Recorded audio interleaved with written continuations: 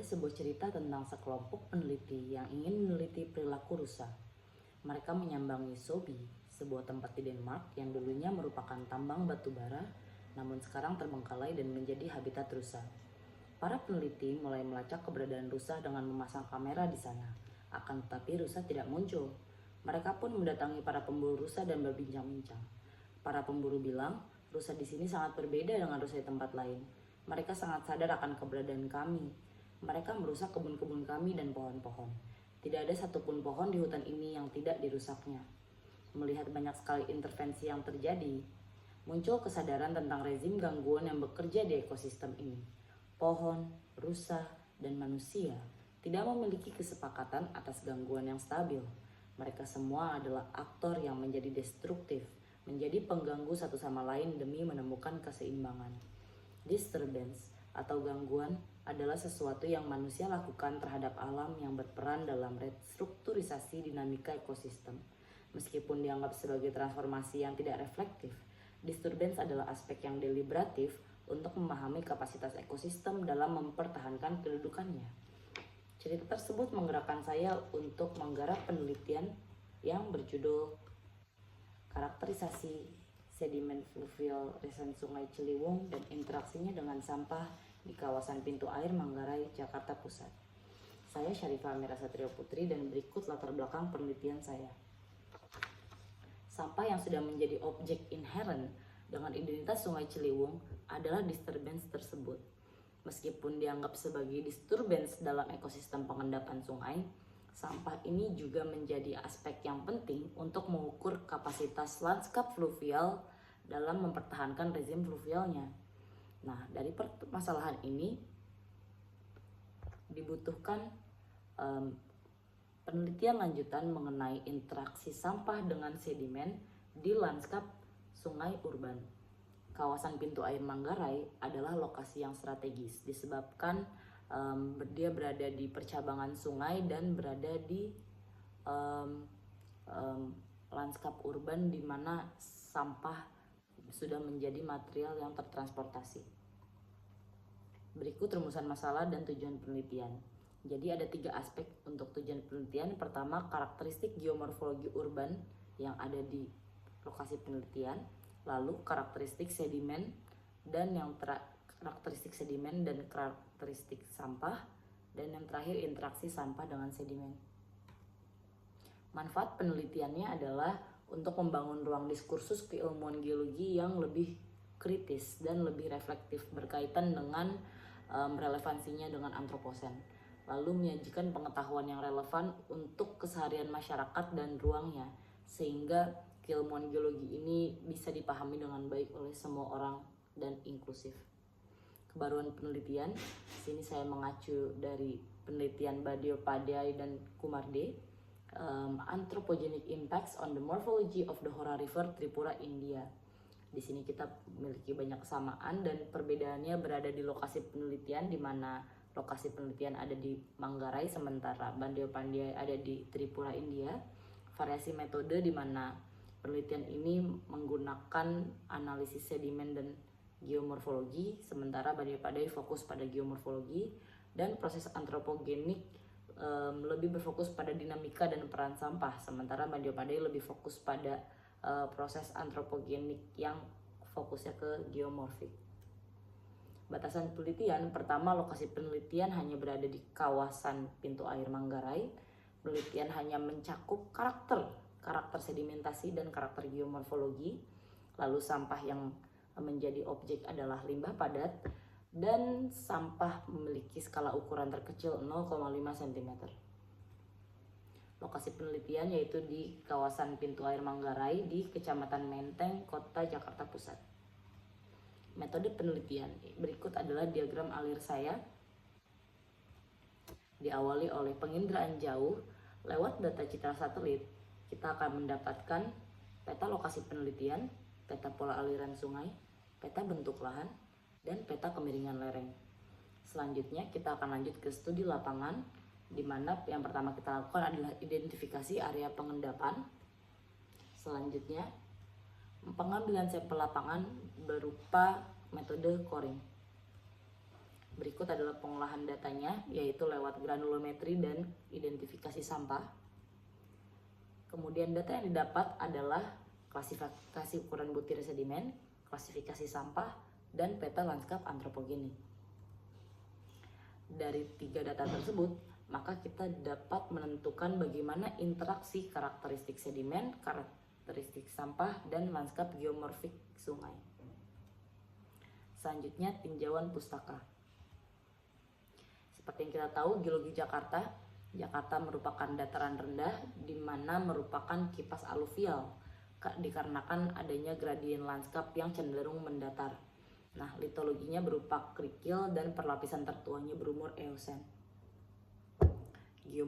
Geomorfologi fluvial, kita akan bahas channel bar, yaitu sedimentasi yang terbentuk di sungai. Ada point bar, side bar, mid channel bar, attached bar, concave bar, dan multiple bar. Selanjutnya, klasifikasi sedimen menggunakan skala Wentworth, di mana di penelitian ini kita menemukan sedimen berupa krakal hingga pasir sangat halus. Hasil dan pembahasan, kita mulai dari karakteristik geomorfologi. Berikut adalah bentuk lahannya. Bentuk lahan ini dari elevasi lahan tersebut, kita bisa melihat di area sungai yang di sini itu lebih dalam dibandingkan area sungai yang ke arah Istana Negara. Namun di sini ada anomali di mana titik hijau ini lebih dalam dibandingkan area yang biasanya. Ini dikarenakan diindikasikan adanya pengerukan. Selanjutnya, kemiringan lereng. Di sini kita juga bisa melihat tingkat kecuramannya. Area sungai memiliki kecuraman yang lebih merah, dan area sungai di area Istana Negara memiliki sungai yang cukup landai, dan indikasi di sini ada warna merah itu mengindikasikan adanya kanalisasi berupa beton yang cukup curam. Selanjutnya, pola aliran sungai. Pola aliran sungai di Jakarta berupa dendritik dikarenakan dataran yang rendah, jadi tidak ada energi yang mempengaruhi pola aliran sungai tersebut, sehingga aliran sungai tersebar ke segala arah. Dan di bagian utara, Jakarta Utara, kita melihat aliran sungainya mulai berbentuk rektangular, kemungkinan dikarenakan adanya kanalisasi. Fitur lingkungan pengendapan. Berikut adalah peta lokasi penelitian saya. Ada area, saya membaginya menjadi 3 area. Area A, yaitu area setelah pintu air Manggarai Istana Negara. Lalu area B, pintu air ini adalah area yang dilewati pintu air Manggarai Sudirman. Dan area C, area yang belum memasuki kawasan pintu air Manggarai. Area A, area setelah pintu air Manggarai Istana Negara. Di sini ditemukan paling banyak channel bar dan memiliki pola aliran sungai yang masih alami. Kita masih bisa melihat bentuknya masih meandering dan dipertahankan dengan kanalisasi. Nah, di sepanjang kanal ini ditemukan muara-muara saluran air warga yang menyebabkan adanya sedimentasi tambahan. Kemudian di sini ada mid channel bar dan ada point bar. Mid channel bar berlokasi tepat di depan pintu air Manggarai Istana Negara. Di sini pintu airnya itu buka tutup sehingga kekuatan arus air itu fluktuatif. Nah, ketika pintu air itu dibuka, kekuatan arus yang besar membentuk arus turbulens yang menyebabkan transportasi sedimen itu membawa sedimen-sedimen yang berukuran sangat besar. Namun ketika aliran air kembali normal, dia akan terendapkan karena transportasi sungai, aliran air sudah tidak mampu mentransportasikan ukuran butir dan massa yang cukup berat, dan akhirnya terbentuklah mid channel bar ini. Kita bisa melihat ini jam 12 di mana pintu air masih dibuka, dan di jam 3 sore pintu air sudah ditutup, dan inilah mid channel bar itu. Dan jika ingin melihat besarnya itu segini, dan kita bisa melihat di daerah sini itu lebih ada air yang dalam dikarenakan arus turbulens tersebut menggerus lantai sungai. Namun aliran normal akan menyebabkan adanya mid channel bar di area depannya. Selanjutnya, area point bar ini berada di pinggiran sungai. Semakin dekat dengan channel bar, ukuran butir semakin besar. Semakin dekat dengan channel bar. Point bar ini terus memanjang hingga ke arah timur, dan di poin bar ini dibangun warung, dibangun tambak, dan tempat pembuangan sampah. Nah, poin bar ini tersebar di titik A1, A2, A3, dan di area memanjang ke arah timur. Nah, poin bar di titik A1 dan A2 ini tidak diketahui pasti apakah merupakan hasil intervensi atau terbentuk secara natural dikarenakan sedimennya yang tidak memiliki perlapisan yang jelas. Kita bisa melihat ini di titik A2, ini kita bisa melihat sedimennya itu tidak ada perlapisannya, dan kemungkinan ini adalah hasil dari pengerukan yang ditumpuk. Sementara di titik A3 kita bisa melihat kalau sedimentasinya itu natural, walaupun kelihatannya sangat acak, ini karena sedimentasinya belum tersolidifikasi, dan sampah-sampah juga sudah memiliki ukuran yang lebih kecil dari titik A1. Dan di sini cukup menarik ketika melihat di sini poin bar itu ada di zona aktif erosi, bukan di zona pasif erosi yang harusnya di area sini. Kemudian ada area penyusuran. Di sini saya menyusuri poin bar yang tidak dilakukan pengambilan data coring dikarenakan keamanan. Nah, yang menarik adalah titik A3.7. Nah, area di sini adalah A3.7 adalah area pengerukan, di mana di sini ada pengerukan berupa ekskavator dan ditemukan juga tumpukan sedimen. Dan kedalaman sungai di area ini tiba-tiba menjadi sangat dalam dan memiliki tebing kanalisasi yang tinggi. Ini contohnya hasil pengerukannya. Kemudian di area B ini adalah satu bagian poin bar dengan area C dengan karakteristik sungainya itu lurus, lebar, dan dalam. Nah, di sini tidak ditemukan sedimentasi di sepanjang sungai ke arah barat karena kanalnya yang lurus. Hanya ada satu lingkungan pengendapan, yaitu titik B1. Nah, sampah yang teralirkan di titik B1 ini sudah tersaring di pintu air Manggarai Sudirman. Sedimentasinya juga belum solid dan ditemukan sampah yang berukuran sangat besar, kemungkinan karena dibuang oleh warga, dan terdapat perlapisan di seberang sungai namun tertutup oleh beton kanalisasi. Ini titik B1, ini sampah yang dibuang warga yang ukurannya bongkah, ukurannya cukup besar. Sementara kita bisa melihat sedimen yang ada di sini itu justru butir pasirnya itu sangat halus, dan ini kita bisa melihat perlapisan sedimen Jakarta yang tertutup beton, jadi tidak bisa diidentifikasi dan jaraknya yang jauh. Kemudian area C, ini adalah area yang sebelum memasuki pintu air Manggarai manapun. Nah, ini adalah satu bagian poin bar dengan area B. Area ini berada di pemukiman yang padat penduduk. Di bagian timur, infrastrukturnya itu belum banyak ditemukan, sementara di bagian barat infrastruktur mulai ditemukan. Jadi ketika masuki wilayah Jakarta Pusat sudah mulai banyak infrastruktur seperti pintu air Manggarai, lalu ada pengangkutan sampah, ada ekskavator, ada kolong jembatan di Jalan Raya Tambak. Lalu penduduk di sini aktif berkegiatan seperti berenang, mencuci, membuang sampah, dan pipis. Titik ditutupi sampah rumah tangga. Jadi di sini lebih banyak sampah rumah tangga karena belum ada penjaringan sampah. Dan itu juga merupakan hasil transportasi dari daerah sebelumnya, daerah hulu. Nah, ini titik C1. Kita bisa melihat di sini ada aktivitas sedimentasi yang terganggu karena adanya ekskavator yang selalu menjaring sampah, dan di sini kita bisa melihat pelampungnya untuk menahan dan ekskavator mengambil sampah tersebut. Dan karena ekskavator aktif di sini, area poin bar di daerah sini menghilang dan terganggu. Di sini titik C2. Titik C2 ini kita bisa melihat ini dari arah Depok, itu belum ada infrastruktur yang terlihat, hanya ada kanal-kanal sungai yang natural, dan di sini ada pemukiman padat penduduk, rumah-rumah panggung dari penduduk. Dan di sini dari titik ini kita bisa melihat pintu air Manggarai pintu air Manggarai Istana Negara. Di sini juga ada perlapisan batuan yang tercampur dengan sampah di titik C2. Jadi ini ada perlapisan, kita bisa melihat bentuk perlapisannya berdasarkan ukuran butirnya. Namun yang menarik di sini tidak semuanya merupakan sedimen alami. Kita bisa melihat ada batu-batu bata, ada kain, ada plastik, dan sebagainya. Nah, kemudian aktivitas antropogenik di kawasan pintu air Manggarai. Di sini adalah peta lanskap antropogenik di kawasan pintu air Manggarai. Fitur antropogenik pertama adalah pintu air Manggarai Sudirman. Fitur ini dibangun sejak zaman Belanda untuk menyelesaikan masalah banjir. Pintu ini tidak pernah ditutup dan di sini selalu dilakukan penjaringan sampah. Punya 3 pintu. Pintu ketiganya adalah pintu yang baru yang dibangun di rezim Jokowi guna membagi debit air.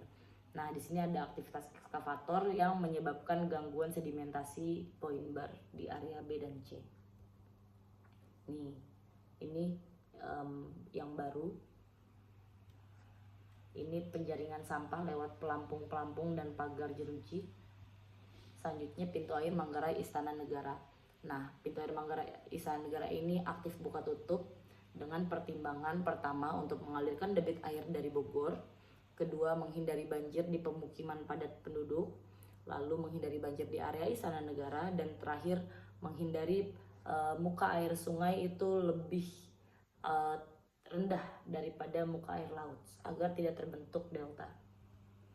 Ini dampak buka tutup pintu air Manggarai Istana Negara.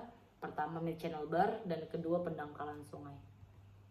Kemudian ada pengerukan dan kanalisasi. Jadi karena ada pendangkalan ini, akhirnya pemerintah merespon dengan diadakan pengerukan untuk menyelesaikan masalah pendangkalan tersebut. Nah, kanalisasi dilakukan juga. Kalau di area A itu mengikuti morfologi alami, kalau di area B itu dibarengi dengan pelurusan arah sungai. Kemudian ada pemukiman padat penduduk. Kita bisa melihat aktivitas penduduk di sini. Mereka bisa berbincang-bincang, mereka berenang. Dan jika melihat pemukiman padat penduduk itu di peta, kita bisa melihatnya dengan kotak-kotak yang lebih kecil dan lebih rapat dibandingkan daerah yang lain. Ini adalah perbandingan yang cukup signifikan. Lalu setelah memahami karakter geomorfologi daerah ini, penelitian ini, sekarang kita berlanjut ke karakter sedimen fluvialnya. Nah, dengan menggunakan analisis granulometri, jadi mesh pengayakan dibagi menjadi 4, yaitu berdasarkan skala Wentworth, dan klasifikasi ada kerikil krakal, butiran, pasir kasar, dan pasir halus. Nah, di sini ada awali dengan pengeringan sampel.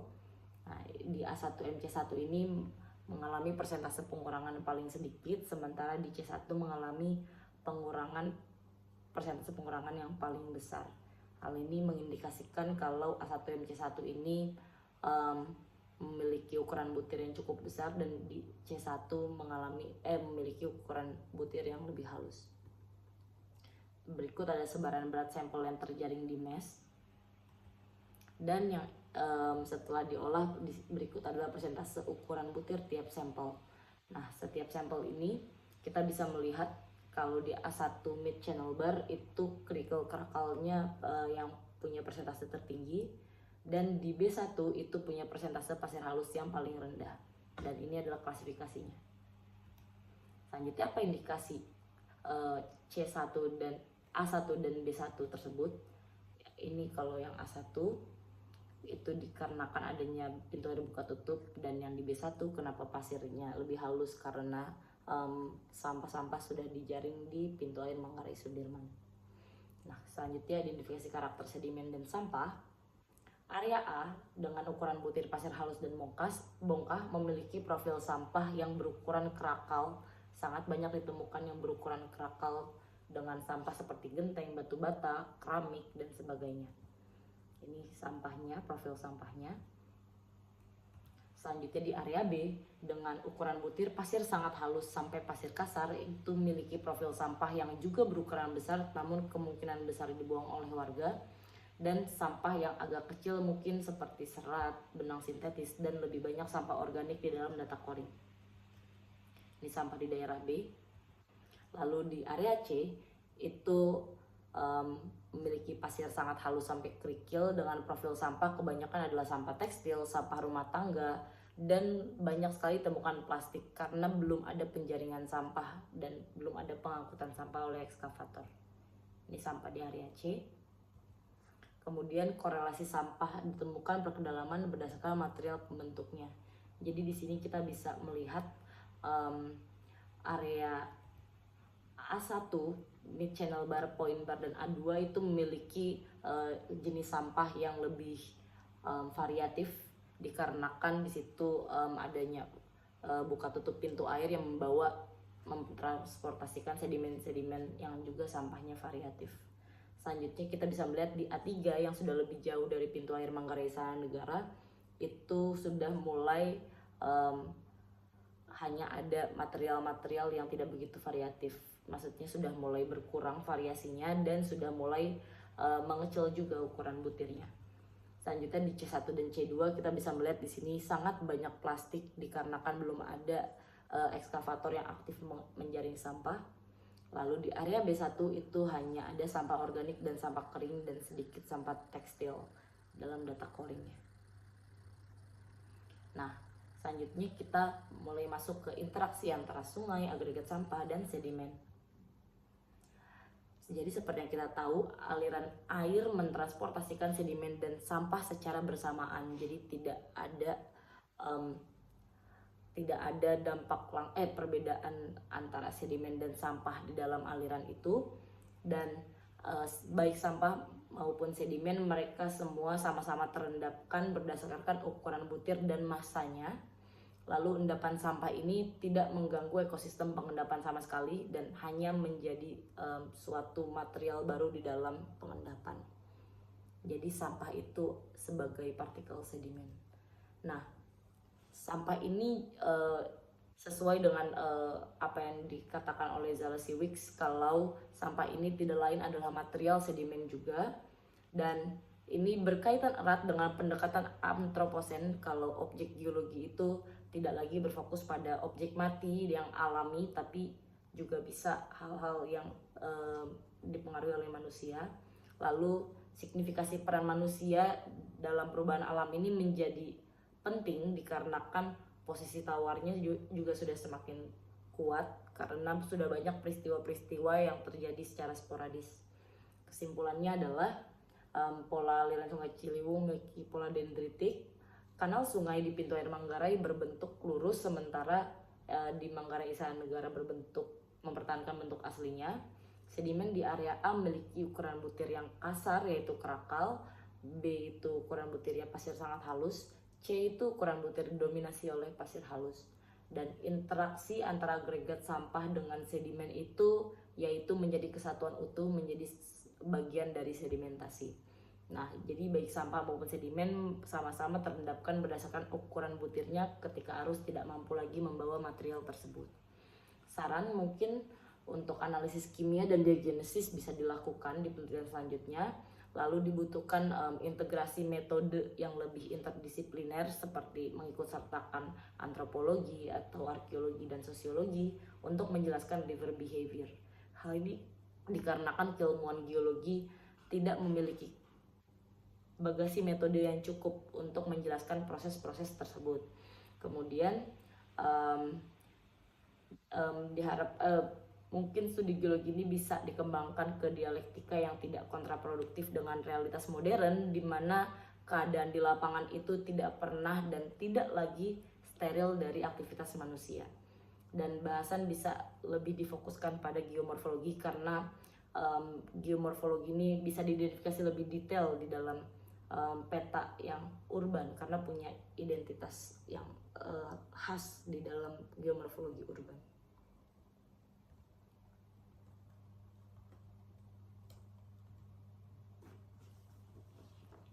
Menempatkan posisi sampah sebagai disturbance, polutan, ataupun material yang tidak alami sama artinya dengan menegasikan realitas bahwa manusia pernah hadir di dalam ruang-ruang ekosistem.